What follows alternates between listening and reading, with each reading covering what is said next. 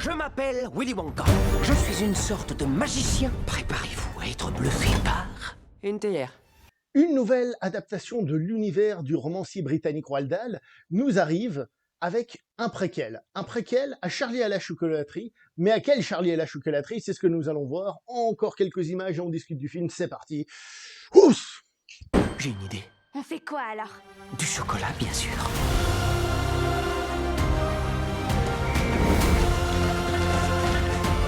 Réalisé par le réalisateur britannique Paul King, auquel on doit les deux films Paddington. Et Paddington, c'était quand même une sacrée surprise. Alors le premier, je suis pas allé le voir au cinéma, on m'en avait dit du mal et tout, et finalement, j'ai mal fait, parce que franchement, alors chacun pense ce qu'il veut, hein, comme mon pote qui m'avait dit de ne pas y aller, mais ce sont devenus des classiques instantanés du cinéma de Noël et tout. Moi, je trouve que ce sont des vraies pépites, et donc savoir que le monsieur va revenir dans un truc un peu féerique comme ça, de base, je suis pas mécontent. Ça me donne envie d'aller le voir, très honnêtement, quand j'entends ça. La question qu'on se pose quand on va voir ce film, qui s'appelle donc Wonka, qui est une préquelle à Charlie et la chocolaterie, pardon, c'est le préquel de quoi? Je m'explique. Le film que peut-être les gens ont le plus en tête concernant Charlie et la chocolaterie, ainsi que son personnage, on va dire emblématique, Willy Wonka, est sans doute la version de 2005 réalisée par Tim Burton. Or, la version de Tim Burton, elle contenait déjà pas mal d'informations sur l'origine du personnage. Comment il était quand il était jeune, le rapport avec son père, bla bla bla, il y avait déjà pas mal de choses. Si vous avez lu le livre, vous savez que ces choses ont été ajoutées à l'histoire, elles ne sont pas dans le livre d'origine.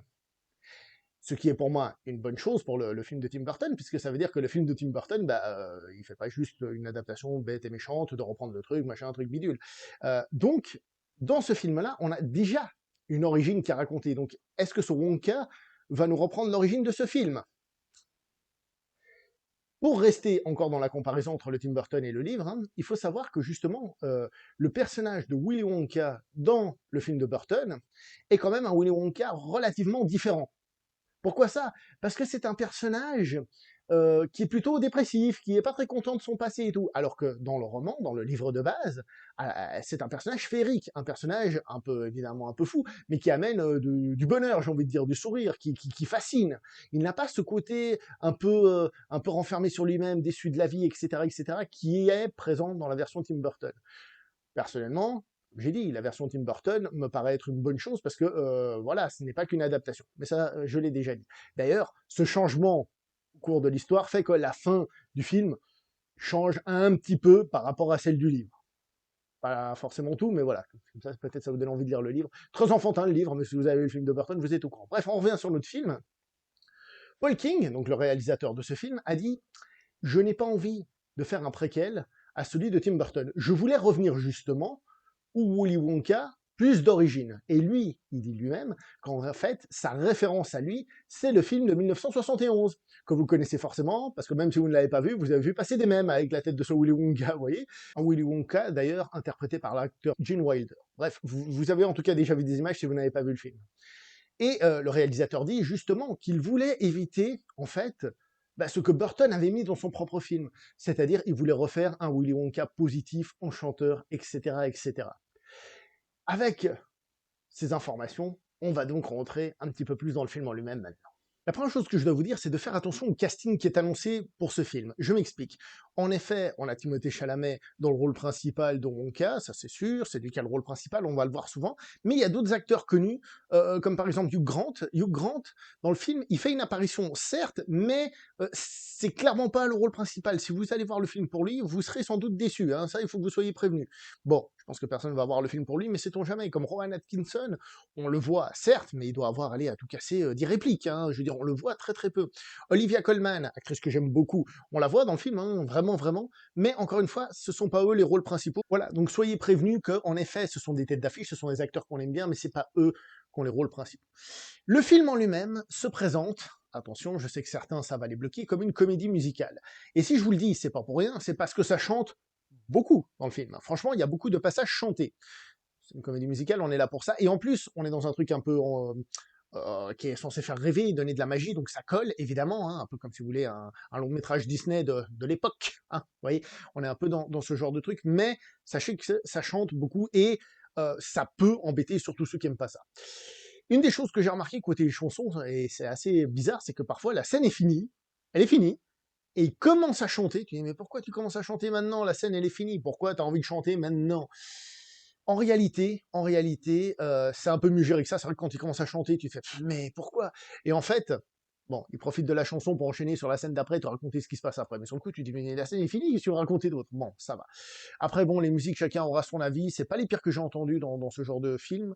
Ils font assez peu de fausses chansons. Ce que j'appelle la fausse chanson, c'est quand au bout d'un moment, ils font semblant de faire une chanson, puis ils discutent. Et toi, qu'est-ce que tu fais là? Ah bah je passais par là. Ah bah ça tombe bien. Vous voyez, c'est pas du chant. C'est voilà quoi. Je veux dire, mais globalement, enfin c'est pas du chant, si c'est du chant, mais c'est pas une musique. Globalement, c'est plutôt correct. C'est pas les plus efficaces que j'ai vu. Bon après c'est une question de goût, mais globalement voilà. Le plus important, c'est sachez qu'il y en a beaucoup. C'est surtout ça qu'il faut retenir dans l'histoire. Le film n'est pas très long. Il dure moins de 2 heures, hein, avec des chansons. Ce qui fait que, comment dire ça, le temps effectif d'histoire est relativement court, d'accord? Et c'est pas un défaut du tout. C'est pas un défaut du tout parce que c'est un film qui arrive à transmettre tout ce qu'il doit transmettre. Ce film ne sort pas au mois de décembre de l'année 2023, je dis ça pour ceux qui regardent ça pendant longtemps, hein, il ne sort pas au mois de décembre pour rien. L'esprit du film, c'est le pur esprit d'un film de Noël. Ce n'est pas un film qui va parler de la Bible, hein, ça c'est sûr, on n'est pas dans cet aspect-là de Noël, on n'est pas non plus dans un film à coup de Père Noël, de Reine et tout ça, dans cette mythologie commerciale, on va dire, mais on est dans un esprit film de Noël. Et je dois avouer que, personnellement, je trouve que le film le fait très bien. On est dans cet univers qui est pas trop développé, mais un petit peu quand même, qui fonctionne un peu comme le nôtre, mais en même temps pas du tout. Par exemple, dans un univers où le chocolat, c'est super méga important. Ça, c'est classique, je vous en ai déjà parlé plein de fois dans les films. Tu regardes un film où les gens font du basketball, bah, le basketball, c'est ce qui est le plus important sur Terre. Tu regardes un film où ils font de la planche à voile, c'est ce qui est le plus important. Bah là, c'est un monde où le chocolat, c'est une institution, c'est limite une religion, vous voyez. Voilà, pardon. Mais encore, ils n'ont pas trop abusé, seulement sur certains aspects, on va dire, mais voilà. Mais pour dire, voilà, on est dans un monde comme le nôtre, mais qui n'est pas comme le nôtre, assez pour ressembler, mais assez pour être différent, être dépaysant, exotique, tout en étant très de chez nous, hein, d'une certaine manière. Et je trouve que ça aide à donner justement ce côté, alors onirique, c'est pas le terme, mais d'une certaine manière, oui, ce côté conte de fées, un peu de cet univers et tout ça, et je trouve que ça fonctionne bien. Le personnage de Willy Wonka est donc intégré à cette vision de cet univers-là, et comme je vous ai dit en intro, c'est en effet un personnage positif. Ça fait du bien d'avoir des personnages positifs, hein. Si vous êtes, je le répète, déçu, hein, parce que c'est pas sombre, c'est pas le cas du personnage à la base. Voilà, c'est tout. Donc un personnage positif, ce qui veut pas dire qu'il va pas se prendre des tartes dans la gueule, hein. Et à ce niveau-là, c'est assez bien fait, parce qu'on sent que c'est difficile quand même de réussir, hein, dans ce qu'il veut entreprendre et tout ça, c'est pas facile, et ça c'est cool. Mais il est là, et c'est un personnage qui va donc donner de l'énergie, c'est ce côté personnage qui va mettre de la couleur dans un monde qui a déjà de la couleur, mais aussi ses difficultés, donc il va amener cette couleur et tout ça, et amener les gens à se bouger. Et le réalisateur avait, comme je vous l'ai dit, un peu pour Paddington, déjà réussi à trouver le ton d'un film de Noël, et ben je trouve qu'il arrive à nouveau à retrouver ce ton de film de Noël dans ce film. Alors, évidemment, c'est un film qui fait partie d'une franchise bla bla bla bla, hein, mais qui, je trouve, fonctionne, ma foi, très bien. Je vous ai dit chanson et tout ça, donc histoire plutôt resserrée par rapport à d'autres films, ce qui veut dire aussi que le film a une histoire globalement assez simple. Simple, mais pas simpliste, pas mauvaise, pas dégueulasse. Regardez Charlie et la chocolaterie, hein, super simple comme histoire, hein, pas de méchant. Hein. Mais je veux dire, c'est très simple, mais c'est pas pour ça que c'est négatif, c'est juste que ça passe pas 3 heures à développer 50 millions de trucs. Et ça, bah, personnellement, j'ai apprécié. Alors, au niveau du comment se place ce film, en tout cas par rapport au livre, évidemment, c'est une préquelle, hein, ça on l'a dit, il y a, il me semble quand même, ça c'est gros, une erreur en ce qui concerne les Oompa Loompa par rapport à ce qu'il racontait, comme il les découvre en Afrique. Hein. Je crois que dans le film de Burton, ils ont essayé de calmer un peu ça pour eux, mais normalement, c'est en Afrique, etc., etc. Et du coup, je crois que ça ne colle pas au livre, et du coup pas à Burton non plus. Mais bon, en tant que film, en tant que tel, ça fonctionne plutôt bien, je trouve. Et puis voilà, les personnages arrivent à être globalement attachants. Alors évidemment, il y en a, ils sont pas très développés, surtout quand ils forment la petite équipe, on va dire. Par exemple, l'acteur qui est capable de faire semblant de parler sous l'eau, pardon, vous voyez, je crois qu'il parle sous l'eau, voilà, bref, je le fais moins bien que lui, il faut le reconnaître. Bah, par exemple, ces personnages-là sont pas forcément hyper développés, il y en a qui sont un petit poil plus que d'autres, etc. Mais mais globalement, on peut dire que c'est un peu un aspect fonction des personnages, mais qui, dans ce genre d'histoire, justement, fonctionne bien, je trouve. Parce qu'on est un peu dans le conte, et je trouve que, bah voilà, perso, ça fonctionne plutôt bien, puis voilà.